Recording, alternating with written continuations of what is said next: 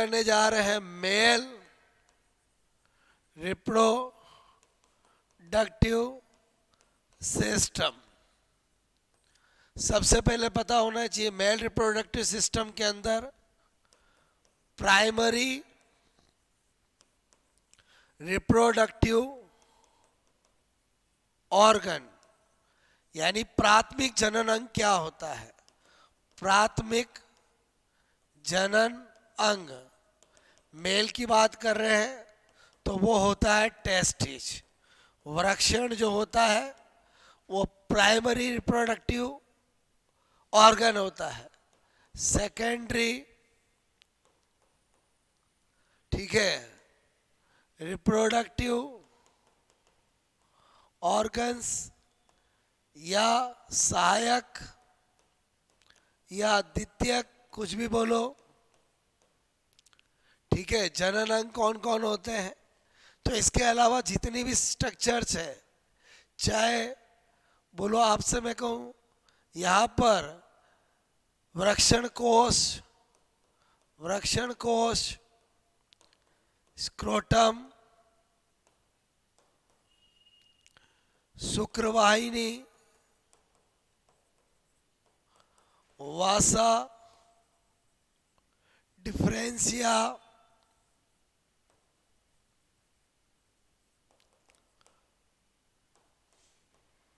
उसके बाद शुक्राशय, seminal vesicle,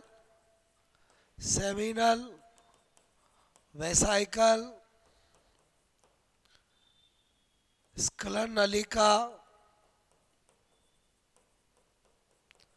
ejaculatory duct, prostate ग्रंथि, प्रोस्टेट ग्लैंड,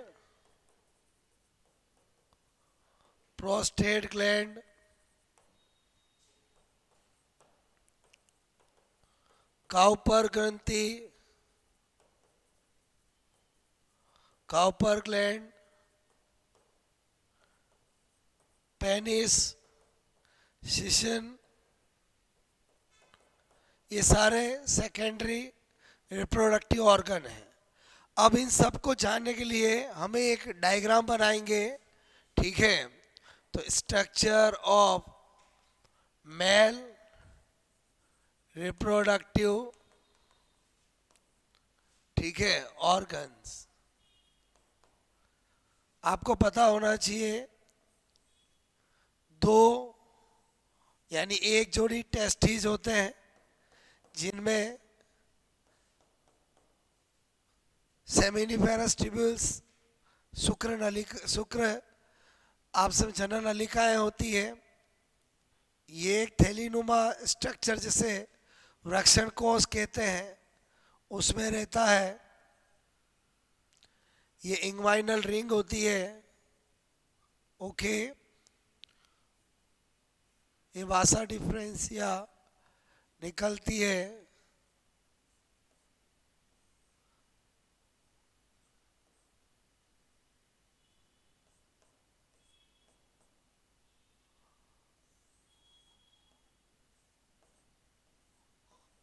थोड़ा सा मैंने आपको बताने की कोशिश की है दोस्तों। आपके दिमाग में पिक्चर होनी चाहिए, ये टेस्टिस है, ये स्क्रोटम है यानी वृषण कोश, उसके बाद ये गुब्रेनकुलम कनेक्टिव टिश्यू जिससे जुड़ा होता है, ये इंग्वाइनल रिंग है, इंग्वाइनल रिंग, ये जो निकल रही है वासा डिफरेंशिया, शुक्रवाहिनी, उसके बाद ये जो नजर आ रहा है वो है शुक्राशय, सेमिनल वेसाइकल, ये है इजैकुलेटरी डक्ट स्खलन, इजैकुलेटरी डक्ट स्खलन नलिका। और ये आपकी एक क्या होती है बोलो, प्रोस्टेट ग्लैंड, जिसकी संख्या 1 होती है। यहाँ पर ये काउपर ग्लैंड जो एक जोड़ी 1 पेयर होती है, ये यूरिथ्रा है यानी मूत्र मार्ग है, ठीक है। तो दोस्तों ये आपका, और ये यूरिनरी ब्लैडर है, ठीक है, यूरिनरी ब्लैडर है। आपके दिमाग में ये पिक्चर हमेशा होनी चाहिए, तभी आप आगे चीज़ें जान पाओगे।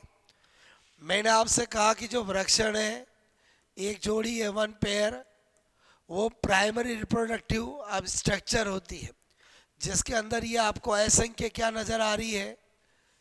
मैंने कहा seminiferous tubules, seminiferous tubules, okay, शुक्र जनन नलिका है।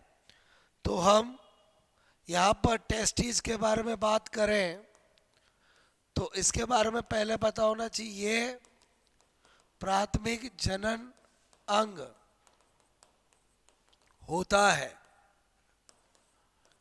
संख्या 2, ये एक बैग लाइक स्ट्रक्चर में रहता है, जिसे स्क्रोटम वृक्षण कोश, स्क्रोटम कहते हैं, ठीक है।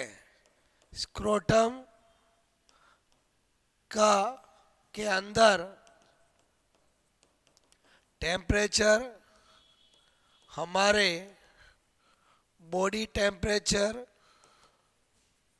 से 2 से 3 डिग्री सेंटीग्रेड कम होता है, जो कि युग्मक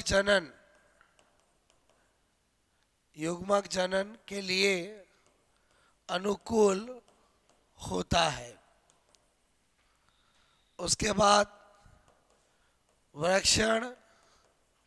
वृक्षण कोश में नीचे संयोजी उत्तक गुब्रेनकुलम से जुड़ा होता है। उसके बाद नंबर 6 की बात करें, वृक्षण से बाहर, ठीक है, निकलने वाली डक्ट नलिका को वासा डिफरेंसिया शुक्र वाहिनी कहते हैं। आपको पता होना चाहिए प्रत्येक वृक्षण में असंख्य शुक्र जनन नलिकाएं यानी सेमिनिफेरस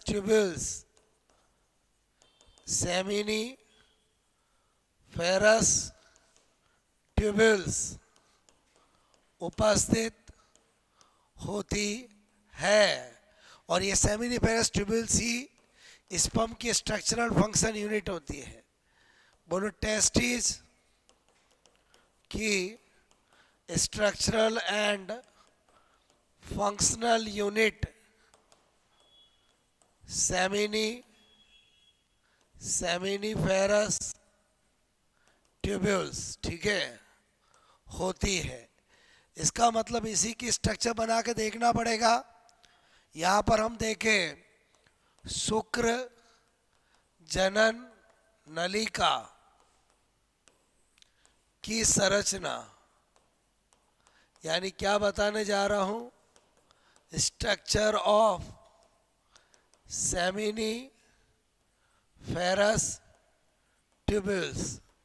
तो दोस्तों जब हम स्ट्रक्चर बनाते हैं, ट्रांसफर सेक्शन कट करते हैं, तो हमें बहुत सारी सेमिनिफेरस ट्यूब्यूल नज़र आती है, जिनके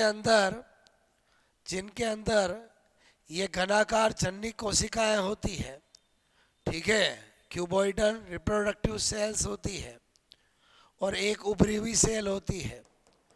जो इसमें बताया वो सब में होगा। ये तो क्या है, मैंने कहा घनाकार जननिक बोलो कोशिकाएं, उपकला, ठीक है, यानी क्यूबॉइडल रिप्रोडक्टिव एपिथेलियम। और इन्हीं में क्या होता है, स्पर्मेटोजेनेसिस और स्पर्म का निर्माण होता है। ओके, ये जो आपको नजर आ रही है वो है सर्टोली, बोलो सर्टोली कोशिका, सर्टोली सेल, जिसको हम नर्स